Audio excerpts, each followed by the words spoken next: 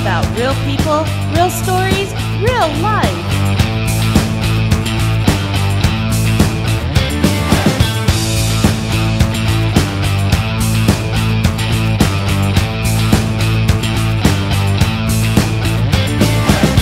And here are your hosts for the third chair, Peter Grigg and Doug Bazeski.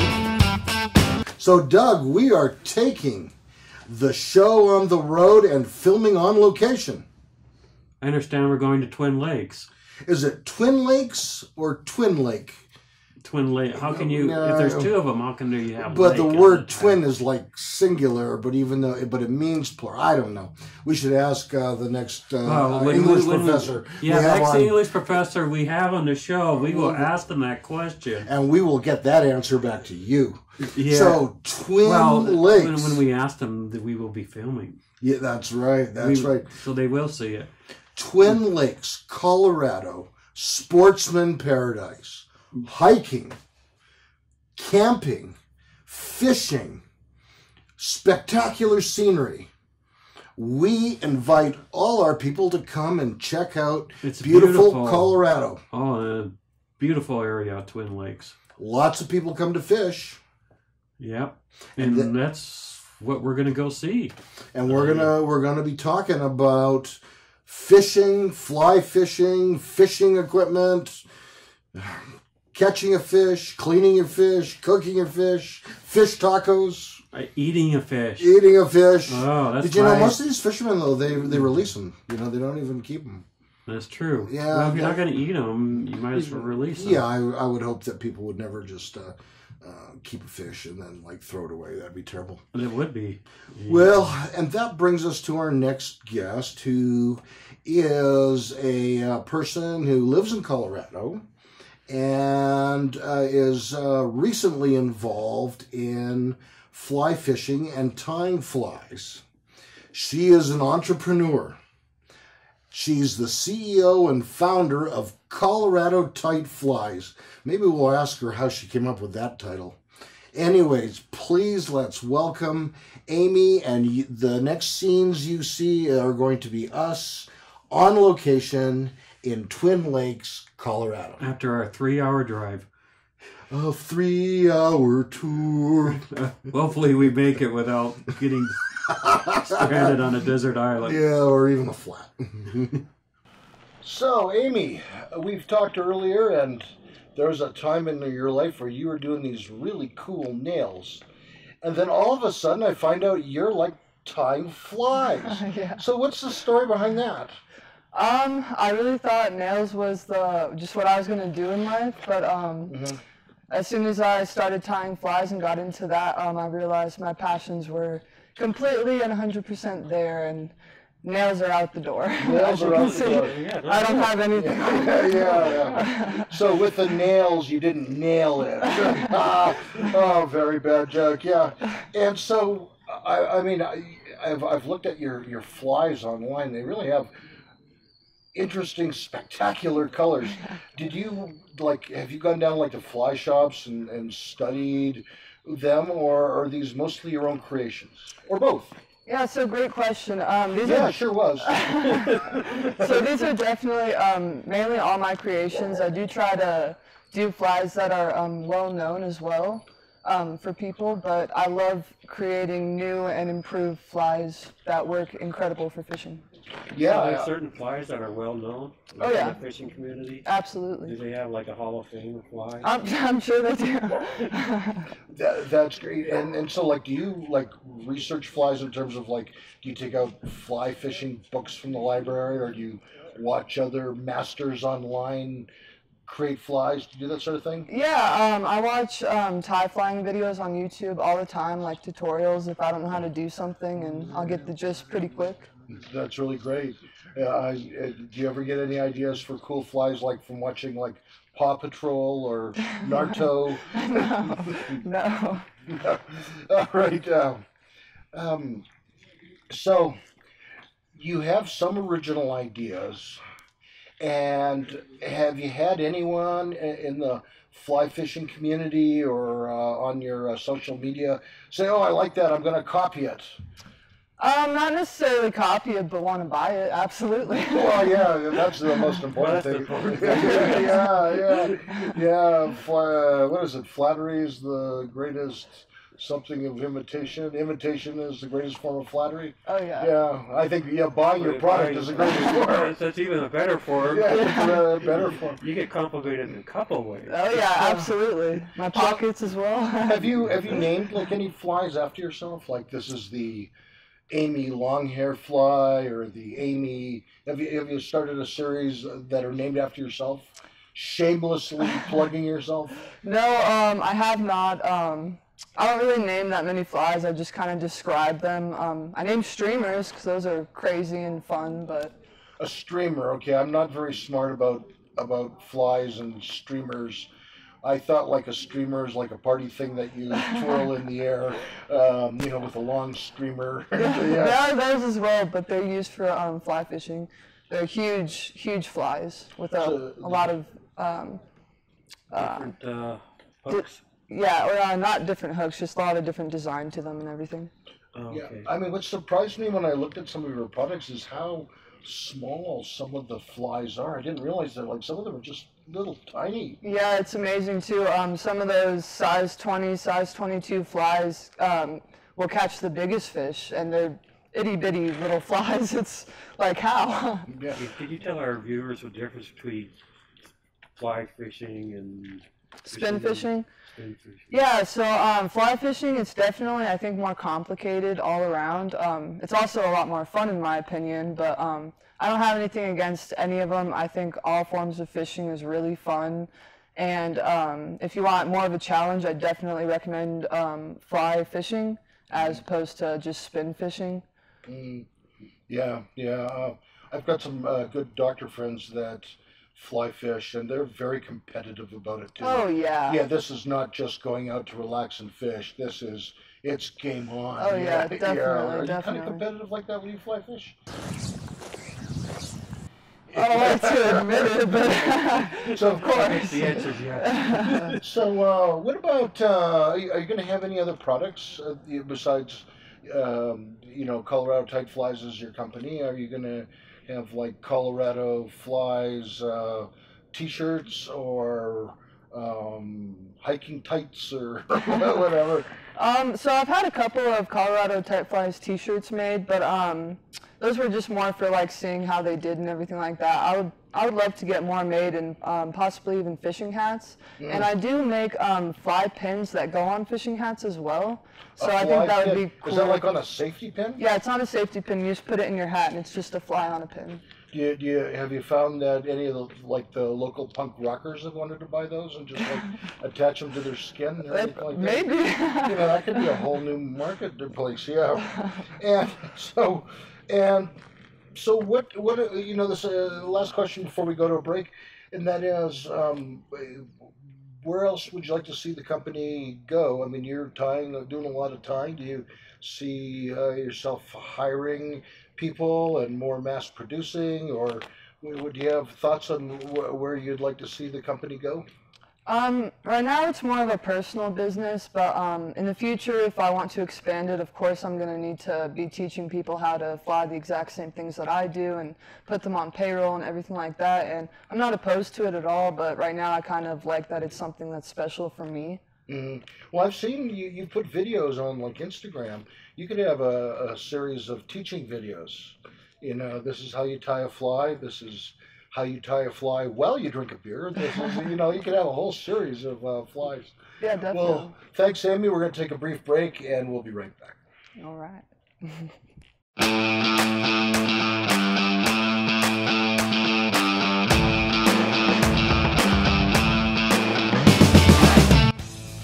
Hi, I'm Peter Gregg. And I'm Doug Gosiewski, and we are the host of The Third Chair.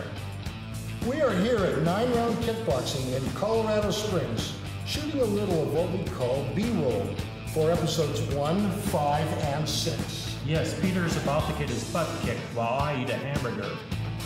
Subscribe to our YouTube page to watch these episodes. They are a sight to behold. Follow us on social media.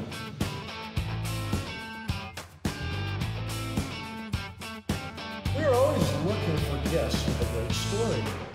And that would be everybody, because we all have a story. If you want to be a guest, send us an email. And then get yourself down here to 9-round kickboxing while you're at it.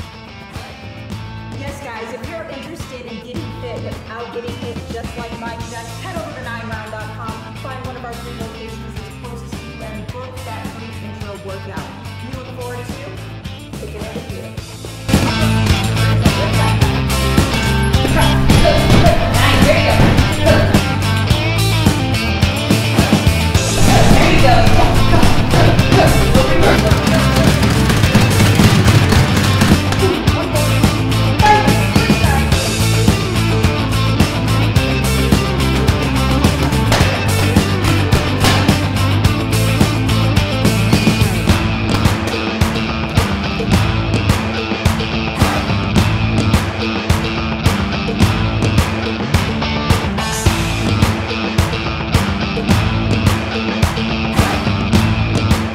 Welcome back to the third chair with our guest Amy, and we are talking about her fishing, and she has a fishing show online. And how do you watch this show? So you can check out my page on Instagram at Colorado Tight Flies. Colorado Tie Flies. So how many viewers do you have on this show? So it ranges anywhere from about 200 to 1,500. Well, I have almost 2,000 followers, so any Wow. of them in there. Yeah, that's a few more than what we have. So how do you do it? We want the inside information so we could get better. Honestly, I don't know. I just put myself out there as much as I can, and I'm really, really passionate about it. I try to post as much as I can every single day to really keep people just zoned in on it. I don't want them to go anywhere. So do you ask people like to post a picture like Wisconsin or Ohio of a fish they caught on your fly? I mean, do you like ask people to do that, or are they just doing it? They're just doing it. Usually they'll ask me if it's okay, and I'm like, heck yes, like let's Oh go. yeah, that's great. Yeah. Wow. So do your fans, they send pictures, did they write you and say... I've had a few messages from people. You know, obviously I always get like a little bit of hate. I think anybody who's trying to do something that they love, there are always going to be people that are just trying to bring them down a little bit, but I definitely get way more positive messages in my inbox than negative. Just saying, like, for example, one that sticks in my mind is someone told me that they thought my flies were better than what they saw on the shelves at fishing stores. Oh, wow. So I thought really that nice. was awesome. Mm-hmm. Wow. Better than fishing stores, Amy Flies. Mm-hmm. So do you, I guess we talked about advertising products. Do you advertise? Does anybody ask you to advertise any products, or? Yeah, there's been a few companies that have reached out to me asking me to advertise their things, and I did try once, and I did get kind of screwed over, so I'm not really looking into doing that, as more so getting my own products and then asking people to promote my stuff personally rather than promoting their stuff. Have you ever thought, like you talked about the hats, somebody maybe making the hats and then you share the profits with them or something like Yeah, that? absolutely. Yeah, I'm not opposed to that at all. Wow. And so I've noticed also too that you post rapid time videos. Like like I know it takes you 20 minutes to tie a fly, something like that. In between. Yeah. So it's like a 3-minute video from start to finish. How do you do that? I just use my handy dandy iPhone. Just a time lapse video. I'm a little bit camera shy, so when it's a fast video, I don't have to talk in it. I can just go, and I think it's kind of cool. I don't see many fast-paced videos out there like that. But you do that just with your iPhone technology? Yep, go iPhones. Is all your stuff on iPhone when you do stuff like that? Yeah, pretty much all of it. The only thing I use a GoPro for is for underwater releases of fish.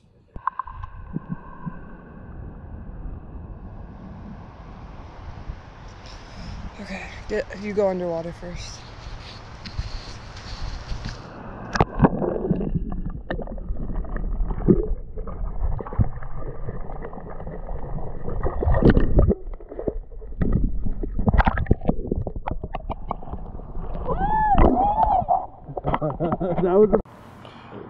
I've seen a few clips on Instagram of that.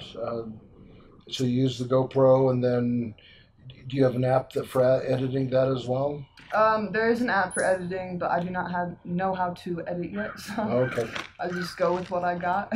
Yes. I don't know how to edit yet either, even though my company's asked me to do it soon. Yeah, he attended 3 classes by walking through the library. And There you go. Yeah. Our producer is a great editor, and I am not. I sit there and understand half of it, and Doug, our director and editor, he studies it, and he does all our editing, so. There's a lot to it, definitely. Oh, there is a lot to it. That's the one thing I learned, there's a lot to it. Oh, yeah. And, So are you doing any sort of campaigns to get your numbers up on Instagram? Not necessarily. Just trying to get out to fish as much as I can, catch fish with the flies I tie, show them off, be happy, love life. Hopefully it brings in people. You know, like what the hell have I been doing these years? Yeah, you got the philosophy for that down right now. Yeah.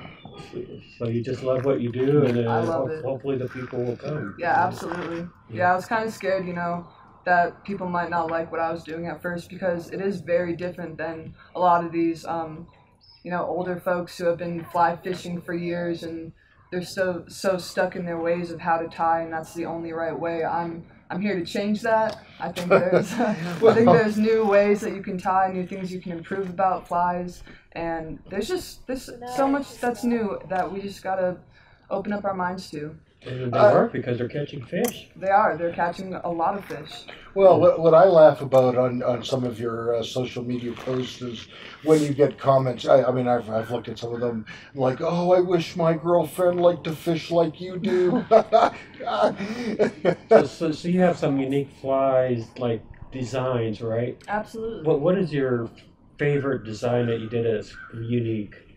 I mean, one that is well known, I absolutely love flashback pheasant tails. I haven't come up with that. That's just one that I love to do. A flashback pheasant tail. They're so fun and they work amazing. I guess when I think of pheasants, I think about like shooting them with a shotgun Yeah, rather than catching them with a fly. Then you clean their wings off, and then you use them for flies. Yep. I guess. You don't use the bead for flies. Yeah. They add that, and I'm still amazed because I know you get orders from all over the United States And Canada. and Canada. Or out of the country. Yeah, out of the country. Just An international company. You think about that. It's very expensive, but worth it. Yeah. That's probably one of the big surprises. Is there's no easy way to mail fish hooks because you end up in package rates rather than just a flat package for the cheaper rates. Yeah. Definitely.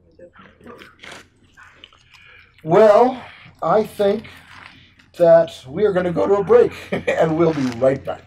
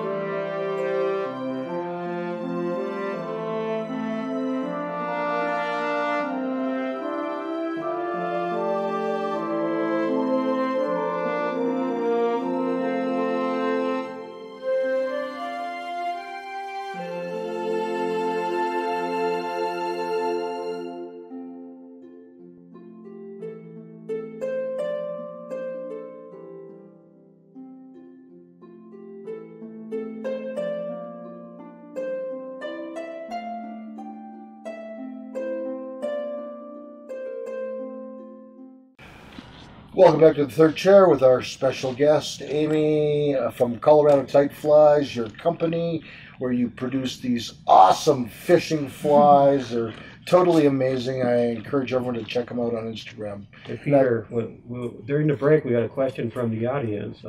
What's your favorite color to use on flies? Anything sparkly or shiny, because that shine just catches the fish eye and it makes it prettier also, so it's a double win. Yeah. Well, and the pictures of I like the really bright blues and turquoise. Oh, yeah. Those pictures on Instagram. I mean, they look like an awesome picture. You could almost like make a postcard. You know, maybe that's a product line you could add to Colorado Tight Flies. Sure. That'd be cool. Yeah, the Colorado Tight Flies are postcards. Yeah, you know, take it even to local the Garden of God's trading post. Yeah. For sure. Absolutely. Yeah, and so That's smart. Could be a national movement, an international movement. Yeah, you sell Food Canada. Yeah. On the break, we're also talking about an idea of a concept called the glass ceiling. And it usually applies to women and minorities, whereby they're said to be limited by whatever factors in life, and they can't rise above this glass ceiling.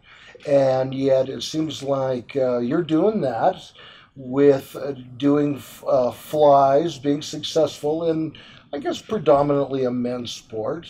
So do you have any encouraging words to your fellow women travelers that want to tie flies? Yeah, absolutely. I'd say go get a $50 starter kit from Sportsman's Warehouse or any fishing store near you. Just get on it, get on the vise, just try a couple. It's so much fun. Anyone can do it. There's super easy videos to start out online. Fly fishing, go get yourself a pole. They got cheap starter poles. You can also look up YouTube tutorials on how to even fly fish, or just go find some other women fly fishers around, or even guys, and ask them to teach you. Like, it does not have to be only a man's game. It can be just as much a woman's game. We're in it too. Oh yeah, I mean, absolutely. And the same thing. If a boyfriend wants them to go fishing, maybe they should try it. Absolutely, yeah, definitely. And on the break, we're also discussing the fact that as you've had more and more success, you've also had some hateful comments on your social media. Do you have advice for people that get a lot of negative comments or hurtful comments? How do you handle that? How do you deal with that? Yeah, I mean, of course, there's different ways to deal with it. Everyone's different. Some people just want to lash out because they feel attacked. But honestly, you could try to just get whatever advice out of it that you can get. You can still delete the comments. You can ignore them if you want to. But in my experience, I think it's best to let it push you and drive you to show them what you can do even further and better. Yeah, there's a saying that success is the best revenge. Absolutely. Yeah, you show yourself successful. That's the best way to show people they were wrong. Yeah. And one of the things you did, you already were successful because you put yourself out there, in public and everybody. Now you're even more successful because you're getting a response to what you've done. Yeah, absolutely. Because this is a startup business, and I know, at least you were telling me in pre-production that this was a relatively low-cost, low-investment startup company and idea that you're trying. And so, anytime we need that. We need people being willing to be entrepreneurs, starting their own companies, starting their own businesses. Absolutely. Because I don't think we can count on necessarily the big corporations coming up with the fancy jobs for you. Yeah, definitely. We all can't be an auditor. Okay, let's... Well, if you're not a fishing person, maybe the next best thing is to be an auditor. Yeah, count the fish. Yeah. They do that at the one in Washington State, the dam they have there. It's a tourist area. Yeah. And they have retired ladies, and they count the different types of fish as they go through the dam. That's great. Do they come out with a measuring tape too? Up, Put that truck back. Oh. I mean, it comes to Keep, fish. I guess return. to see how many are there, and then I mean, they do the trends, but Sounds like a hard job. yeah, and they're basically volunteer. I think maybe they give them lunch or something. I don't know. That's awesome. Yeah. Fish and chips, perhaps. Yeah. They get to taste the fish afterwards. I don't know. Yeah. They might be bad at us now.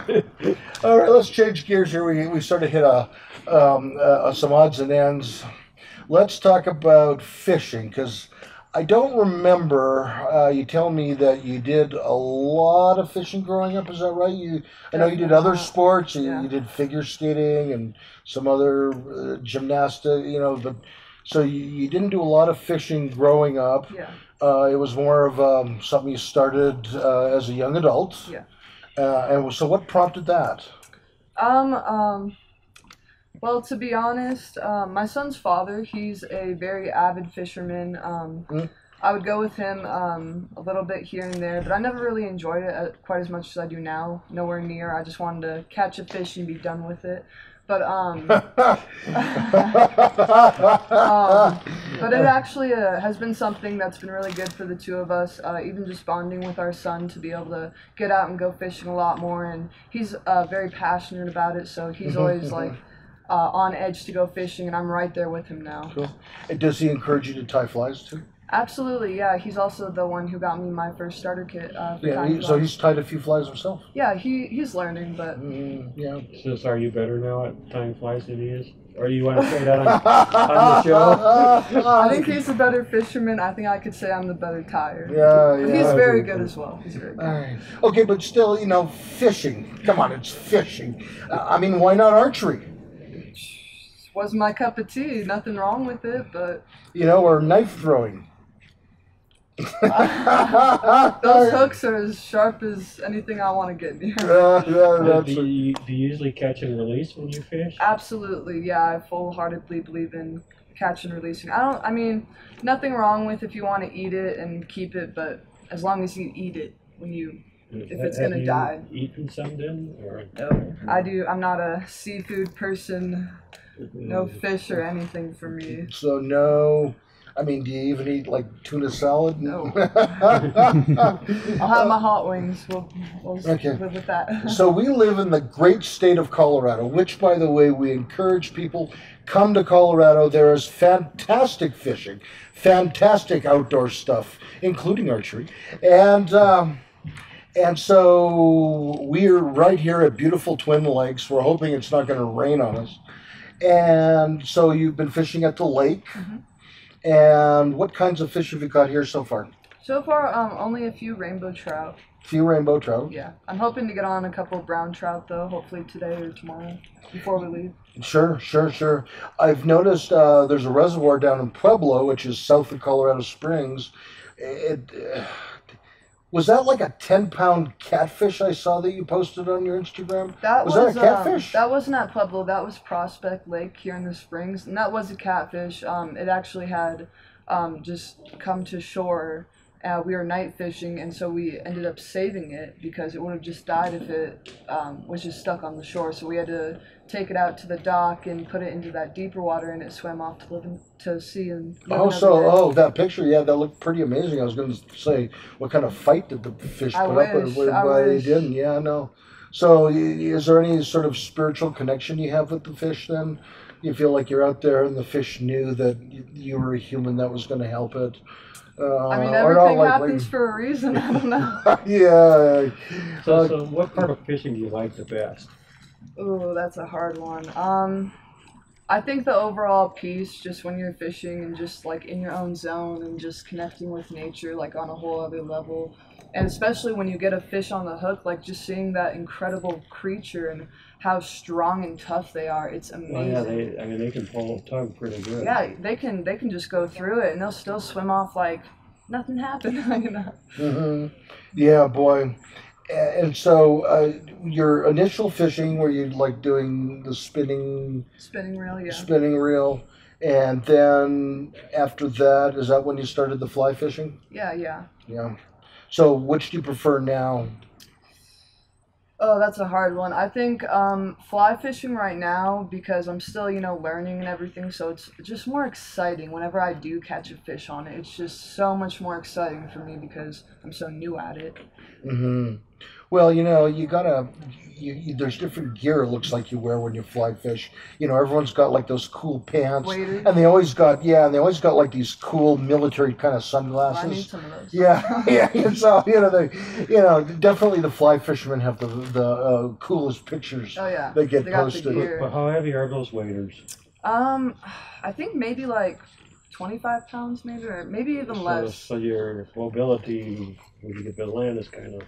Yeah, I move slower, definitely. Have you ever done that fishing, like, I don't know what it's called, where people, like, get on this little dinghy, it's like a little tiny rubber boat, and they fly, this will be a question for our next segment. Have you done any fishing where they get on this little tiny boat and float out into the lake? I have not yet, not yet. I'm actually really scared of open water, though. All right, and we will ask you why when we come right back.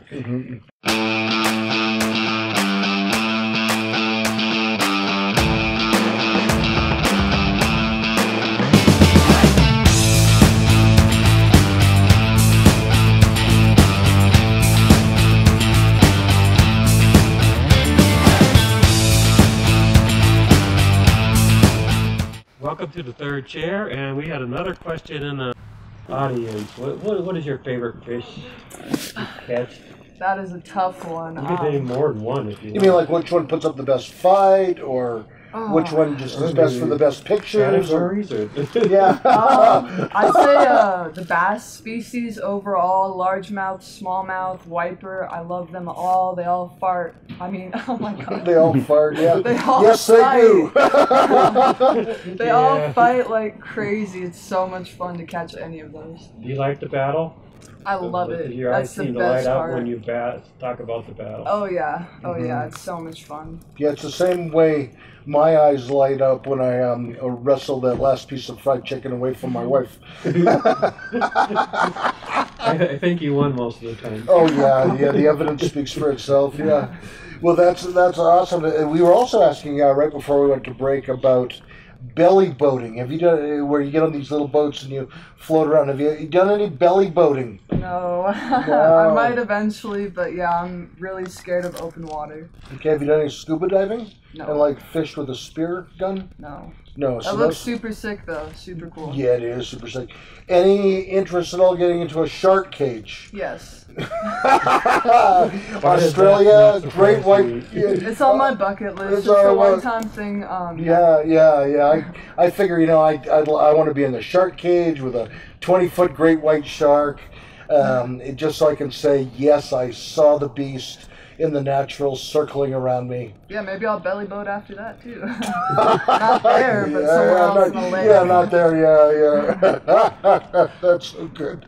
That's so good. Okay, now, do you get up really early in the morning to fish? I'm not opposed to it at all. It's just harder sometimes with my son. Just finding someone to watch him sometimes if we're trying to do that. Just because most of the spots we go to aren't really child friendly. Sure. Now, I heard early in the morning or late in the evening is the best time. Is that true? Yeah, for the most part, definitely. But I've just come to notice, like, sometimes I think it really doesn't even matter what time of the day it is. Sometimes the fish are just going to be chomping. Sometimes you're going to have a not so good day and get skunked. Tell us about your son, or whatever you feel comfortable sharing. So my son is almost 3 years old. I've seen pictures of a 3-year-old on Instagram. Is that your son? Yeah, that's my son. Yeah, he's got the fishing pole and. He's a handful. He definitely keeps me on my toes, but he actually also is very intrigued about fly tying, and he will sit with me sometimes and try to do the vise and the string on it and everything like that, and it doesn't always come out the prettiest, but... So Has he tried fishing with one of his own flies? No. I mean, he's used our poles a couple of times, so I guess yes, actually. Now, you're telling a story in pre-production about he will poke a fish Yeah. And what does he do? For some reason, I don't know where he got it from, but Probably his father. whenever the other day we caught a fish and we were showing him and he was poking it, and every time he'd poke it, he'd go boop. Oh. It's probably the difference in feel from a dog. Yeah. I understand you have a pet dog at home. So. Yeah. Yeah, that's hysterical. So, what is the biggest joy that having, he's almost 3, is that right? Yeah. A son. What's a child, a son, what's been your biggest joy? I think just looking at life in a completely new view. I just want better now for myself and for him, and I'll do whatever I gotta do to make that happen. So, some wise thoughts. I know that you're probably not the first mom to think like that. And what is the most challenging part of raising from what you tell me, a very active, healthy, excited, I want to take over the world young boy? I think the hardest part of raising a young son in this world is there's no rule book. You don't really know all the right things to do. You try your best, but sometimes they get hurt, sometimes they get in trouble. You're just learning as you go, and as long as you're trying your best and have a ton of love for them and understanding, I think that you're doing the right thing. Have you prepared yourself from when you start saying, "Mom, I want to start dating"? No. That's in the future. Like at least 3 more years. Yeah. At least to the first grade, baby. Yeah, first grade. Yeah. Oh my goodness. Oh, that's very good. Very good. When you're 21, you start developing seizures. What happened in the first one? I gained a seizure disorder when I was 21. It was completely out of nowhere, you never really expect things like that to happen to you. Like, it's just, you don't think that you're going to just gain some disorder that's going to affect your life so greatly. But the first time it happened, I was at a 7-Eleven or a Come and Go, and I was at the counter buying my items, and I just remember, I started stuttering, and then I blacked out on the floor, and I woke up with ambulance and firefighters around me and everything, and it was really, really scary. After that, I had 2 more, and that's been just a huge thing in my life. I had to quit driving for a really long time. I was scared to be alone, just if I was alone with my son, if something were to happen. So that's another reason why tying has been so awesome for me. It just distracts my mind. It helps keep me moving and going, and fishing as well. I don't know, I feel like I kind of got depressed for a little bit after my seizures. And that's not uncommon. Yeah. Just figuring out how to deal with them and the changes in my body and everything. It was really hard, but fishing has been a lifesaver for me, as well as fly tying and my family. Well, that's good. Do you take seizures medicine? I have a friend who has to take seizure medicine. Yeah, I have to take it every single day. I'm not sure if I'll ever be able to stop. I hope I will be able to, but I'm honestly just so incredibly grateful that there was resources out there for me to get better and help me. So how long has it been since your last seizure? So I have been seizure-free for almost 2 years. Oh, that's good. Well, that's fantastic. Congratulations. Yeah, and so when you're having a seizure, do you remember them, or do you just kind of black out? I remember everything it's kind of like slow motion. I know what's happening, and one of my last seizures, I even looked to my coworker, and I was in the process of trying to say to her that I was having a seizure, and it didn't come out. My words were fumbling, and then I just went down to the ground and blacked out. When the ambulances got there, the first thing I did when I woke up was make sure my eyelashes were still on. But that's an important thing. Well, I mean, who wouldn't do that? So what was the scariest part of having that? Just not being in control of my body, never knowing when it was going to happen, if it would be while I was driving, if I would have other lives in the car with me. When you have a seizure, you're choking on your tongue, so I was just terrified I would either chop off my tongue or it felt like it's going into the back of your throat. you stop breathing, it feels like. I have a a friend of mine has their son, he's probably a little older than you. He had a seizure lately. Do you have any advice for him? I'd say just go easy on yourself, listen to the doctors and what they have to say, because it's helped me a lot, and I know it's like really terrifying, but if you can open up to the people around you and let them know, like, maybe you don't want to be, like, when you're alone, maybe if you're more scared, just have them aware of that and check on you sometimes. And I think that's just the best advice that you can give anyone. Just try and get all of the resources for the help that you can.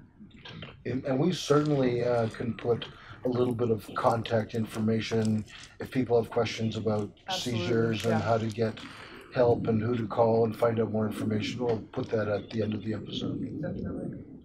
I think it's also very important, random thought, but if you do have a seizure, or if you see one of your friends having a seizure, take them to the hospital. Don't just let them wake up from it, because you can die. It's very serious. Yeah, you need to get medicine and help for it. Yeah, I had a friend that had a seizure in front of me once, so we called the ambulance. Yeah. Well, on that note on the seizures, and good to talk about a hospital. Expect if you have a seizure, go to the hospital, that they're going to do blood tests and probably a CAT scan or an MRI of the brain. They can help you. There's very good medicines available now, even better than what was available 10 years ago. Well, we're going to go to a break. We'll be right back.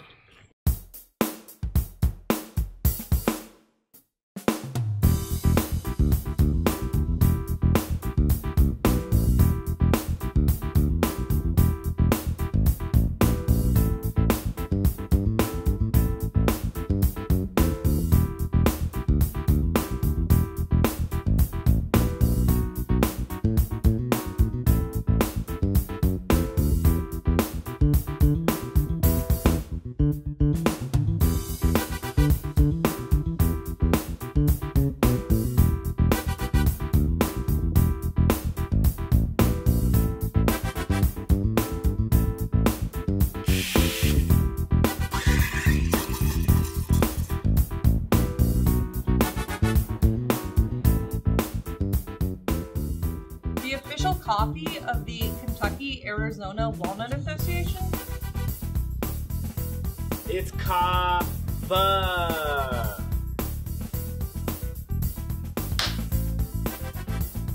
The national coffee of Kawasaki, Japan? It's kava. Hiya! Is it the secret elixir of the surfers in Hawaii? Or is it the secret island recipe of Kona, Koala, Kauai, or Cola? It's kava.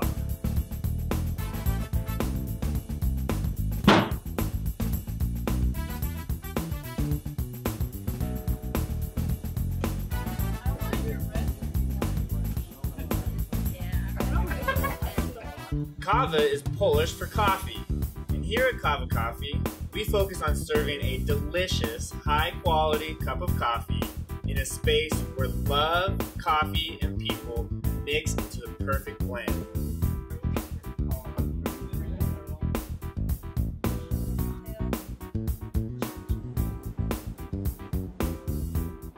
We value our relationships with our customers and our roasters. Buy locally whenever possible and truly have the homemade touch. Our pastries, syrups, and even our almond milk are made in-house.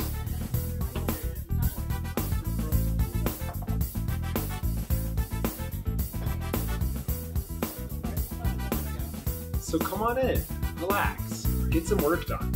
Enjoy the Kava community, some encouraging words from the Kava Coffee Gang.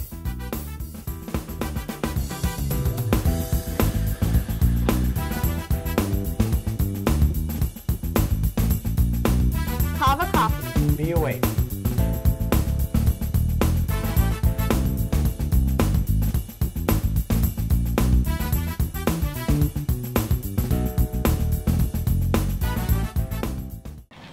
Welcome back to the third chair with Amy, and this time we didn't get any questions from the audience, so But,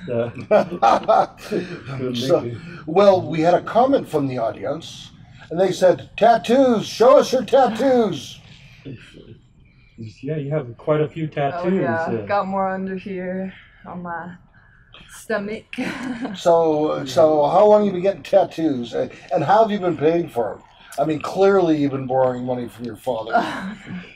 I've been getting tattoos for a very long time. I started when I was 14 or 15 because So you were getting illegal tattoos at yeah, that those time. ones were. My neighbor got a tattoo gun, and I just thought it would be brilliant to get some ink on my hands first. Also, nobody starts on their hands usually. Like, they'll do their arms or something. But, yeah, so I got some on my hands first, and then I got some really bad ones on my arm, and my amazing parents, after having those terrible tattoos for like a year and a half, they finally helped me get a cover-up, and that's when the real tattoos started. So a cover-up, you mean like they bought you a nice hoodie so no one could see them? No. Or they had paid somebody to put ink? Yeah, they paid a professional to cover it up with good tattoos. Sounds like you have amazing parents. Oh, yeah.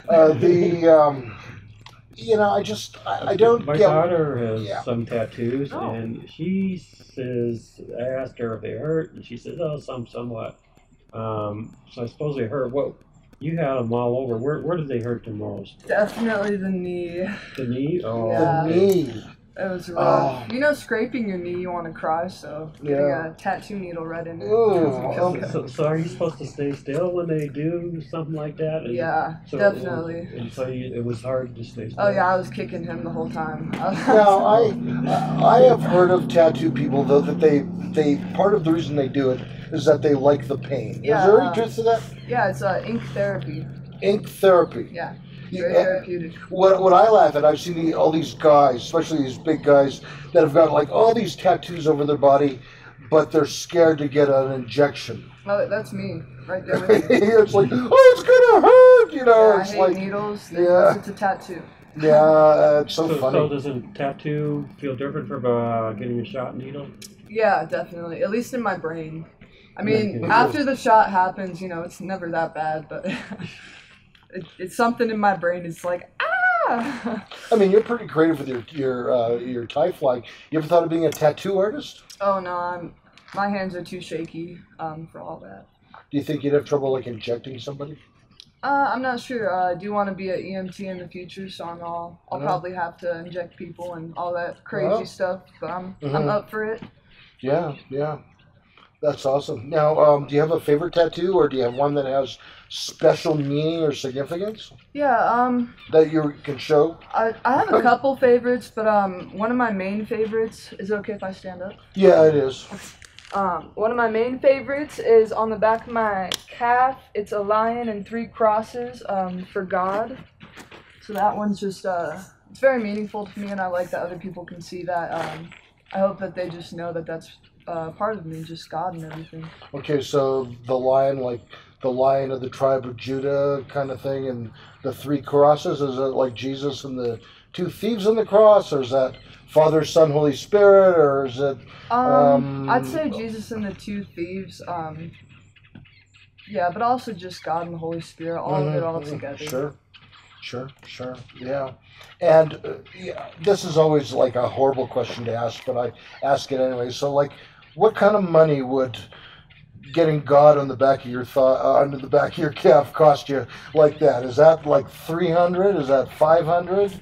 It really depends. My old artist that I would go through, we were like friends, so he'd always help me out a little bit with the costs and everything. But generally, if I went to any other studio, it probably would have been about a $300 piece. Wow.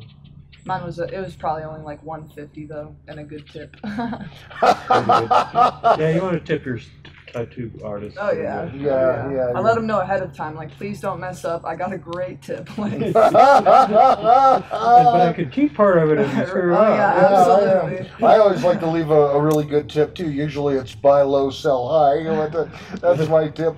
You're a really generous person. Yeah. So is there a difference? Like, do you feel difference in the needle with the color and the black and white? Absolutely, yeah. All the color tattoos, I just feel like they have to go over it a lot more. You have to dump more ink different in. shades, yeah, rather than just getting like a straight up black tattoo or something, gray and white or whatever. And so, like, do you plan out your tattoos for the year, like a yearly budget? No. You know, and say, okay, you know, I need to do $1,000 worth of tattoos. I got to put $100 aside a month. I'm a very in the moment type of person, which doesn't usually work out for most artists because they plan in advance. So. Well, those are some amazing stories. I always love to hear the stories of tattoo artists. Yeah. So we're wrapping up, and so there's a question I guess I would have. Suppose somebody's watching this and they wanted to order your flies. What would be the procedure they would do? So if you have an Instagram, if you don't, make an Instagram, and then find me on Instagram at Colorado Type Flies. Send me a quick DM. Just let me know what you're interested in getting, and I will reply as quickly as I possibly can, and we'll go from there. So I have a question about Instagram because I'm like a dinosaur. Yeah. Do you have to be following somebody else in order to talk with a DM, or can anyone DM somebody on Instagram? Yeah. So it's not like Twitter where you couldn't send a direct message on Twitter unless you were following each other. Yeah. Exactly. Or at least that was an old Twitter rule. Yeah, I don't even have Twitter, so I don't know. Okay. Well, great. So Colorado Type Flies on Instagram, send you a DM, and then you'd correspond with, you know, what do you want? What are the prices? That sort of thing. Do you post prices on Instagram, or is that purely a case-by-case basis, depending on what people want? I definitely do post prices. You know, for custom orders, those prices will change. But I'm really hoping to get a website up and running eventually, just to sell my flies from directly. But I'll always be open to responding to people's messages and questions and all of that. Yeah. I hear Etsy. I don't know. Is that Etsy? Etsy would be a good one for flies. Potentially. Yeah. It's homemade products. Nice. You ever thought about having made temporary tattoos in the shape of your flies? Oh, I don't know how the parents would feel about that. lick and put them on. They're only good for a day. Well, Amy, we want to thank you so much for being on the show. Thank you guys for having me so much. Yeah, it was an enjoyable episode. And the producer as well, thank you. Yeah, he's a well. In a beautiful place out here. Yeah, and we got it in before we were hit by lightning. Yeah. So we will see everyone next week. Please don't forget to like, subscribe, share, and hit the notification bell so you will know when we have uploaded new material. Thank you, and from everyone at 2 Minute Duck Entertainment in the third chair, we'll see you next week. Bye. This has been the third chair.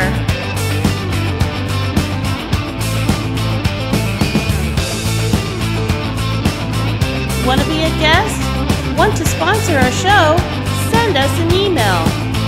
Please subscribe to our channel and follow us on social media.